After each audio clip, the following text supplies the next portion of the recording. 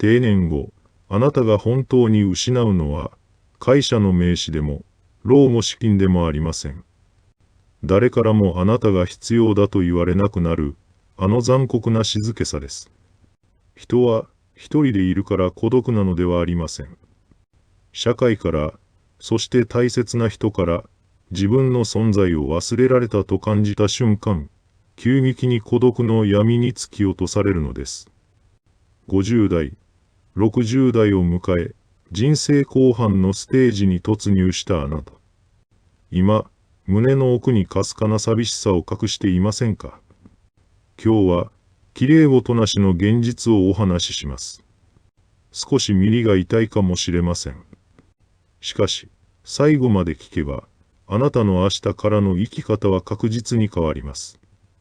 私たちは現役時代、無意識に社会的役割という鎧を着ていました。役職、仕事、稼ぎ、それらがあなたの自己肯定感を支えていた。しかし、定年後、その鎧は一瞬で剥ぎ取られます。残ったのは、ただの一人のシニアです。なぜ、これほどまでに寂しいのか。それは、あなたの脳が叫んでいるからです。脳科学的に見れば、人間の脳は本能的に他者とのつながりを求めます。原始の時代、群れから孤立することは、そのまま死を意味したからです。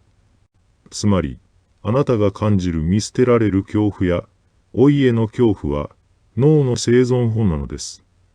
現役時代に満たされていた承認欲求が、行き場を失って暴れている。もっと評価されたいまだ必要とされたい。その依存心があなたを追い詰めます。恐ろしいことに、この孤独を放置すると、脳の機能は急激に衰えます。最新の脳科学でも、社会的な孤立は認知症のリスクを大幅に高めることが証明されている。孤独は心の問題だけではありません。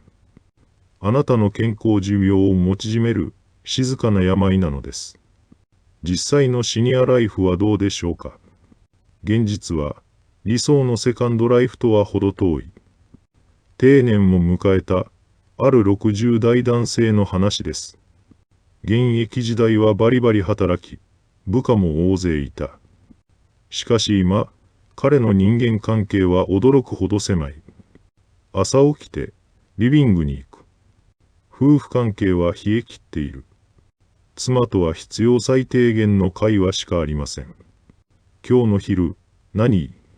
適当に食べて。それだけです。子供たちは独立し、めったに連絡も来ない。手元のスマホを何度も何度も確認してしまう。しかし、LINE の通知は鳴りません。鳴るのは公式アカウントからの広告だけ。かつての同僚に連絡を取ろうとしても指が止まる。あいつも忙しいだろう迷惑かもしれない。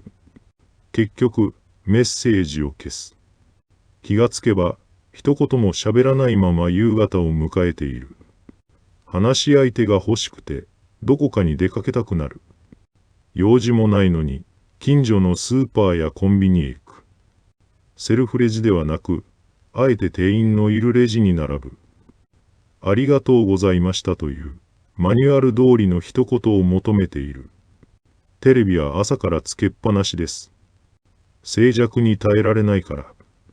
音がしていないと、自分が世の中から消えてしまいそうになるから。一人暮らしの方なら、この静けさはさらにする毒胸に刺さるでしょう。これが、日本の老後のリアルです。誰もが、見せたくない弱さを隠して、静かに耐えている。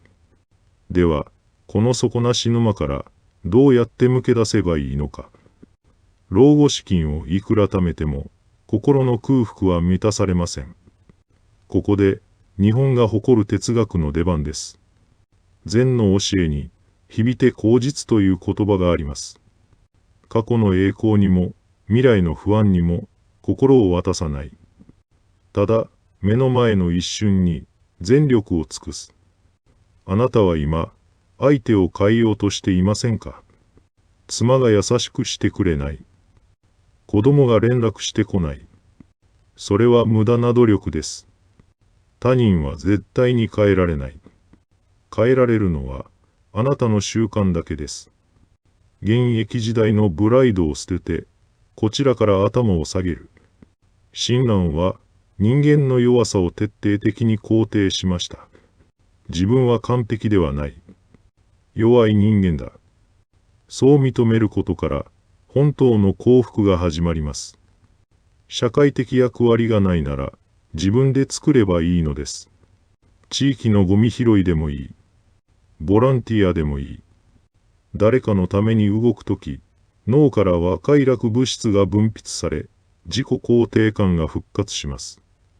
終わり活とは死ぬ準備ではありません。人生のゴールに向けて、今をどう最高に輝かせるかという前向きな生き方の選択です。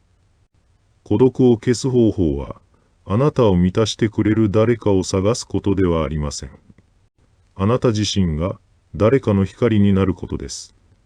待っていてはダメだ。誰もあなたの心の扉を叩いてはくれません。あなたが自分から他者に関わっていく。それが人生後半を生き抜く唯一の知恵です。岡本太郎は言いました。彼は自分自身だ。孤独という壁を作っているのは他でもないあなたのプライドです。さあ、テレビを消しましょう。スマホを置いて外の空気を吸いに行きませんか。今日という日はあなたの残りの人生で一番は回避です。あなたはまだ誰かを幸せにできる力を十分に持っている。一歩を踏み出しましょう。あなたのシニアライフはここから本当に面白くなるのです。